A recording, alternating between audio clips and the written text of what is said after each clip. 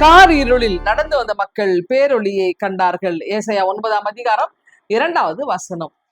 இருள் அப்படின்றது பாத்தீங்கன்னா குழப்பம், பயம், அடுத்தது இது தீமை, பாவம், இதுக்கெல்லாம் அடையாளமா சொல்லப்படுது.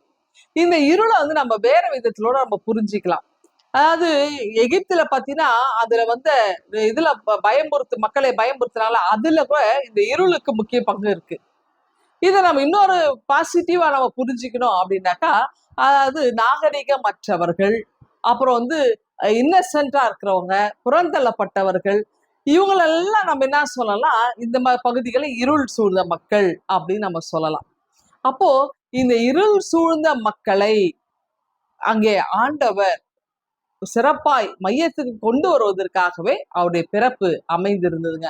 யாரையெல்லாம் ஒதுக்கி வைத்தார்களோ, யாரெல்லாம் இவர்கள் இருள் சூழ்ந்தவர்கள் என்று சொல்லி ஓரம் கட்டினார்களோ, அப்படிப்பட்ட இருள் சூழ்ந்த மக்களுக்கு ஆண்டவர் பேரொளியாக, வெளிச்சமாக, வழிகாட்டியாக ஆண்டவர் திகழ்ந்து அவர்களை வழி நடத்த. அதற்காகத்தான் அவருடைய பிறப்பு அழகா அமைந்தது.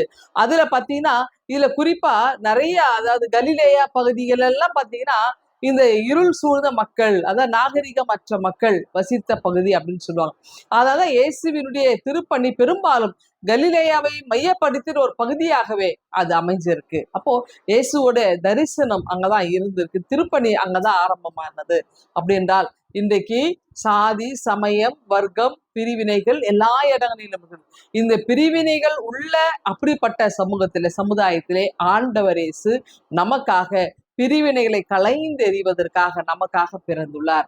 தொழுவத்தில் பிறந்த பெத்தலை பாலன் இன்றைக்கு நம் ஒவ்வொருவருடைய இல்லங்களிலும் அவர் பிறக்கின்றார். அன்னைக்கு கார் இருள் என்று சொல்லக்கூடிய பயத்திலே வாழ்ந்தவர்கள், பாவத்திலே இருந்தவர்கள், அல்லது அவர்கள் புறந்தள்ளப்பட்ட நிலையில் இருந்தவர்கள், இப்படிப்பட்டவர்கள் எப்படி ஆண்டவர் உயர்த்தினாரோ அப்படி நம்முடைய வாழ்விலே நம்மை உயர்த்துவதற்காகத்தான் கிறிஸ்து நமக்காக மனுமகனாக பிறந்துள்ளார். அவருடைய பிறப்பின் நற்செய்தியை காலங்களை நாம் தாங்கி இருக்கின்றோம். இதை சுவிசேஷம் அறிவிக்கின்ற நாம் முதலாவது ஆண்டவர் இயேசுவோடு இணைந்து பயணிப்போம். அவருடைய பிறப்பின் ரகசியத்தை உணர்ந்து நாமும் அவ்வாறு செயல்பட கடவுள் நம்மை வழி நடத்தட்டும். இந்த சிந்தனையோடு நாளை துவங்குங்கள். ஆண்டவர் உங்களை ஆசீர்வதிப்பாராக. ஆமென்.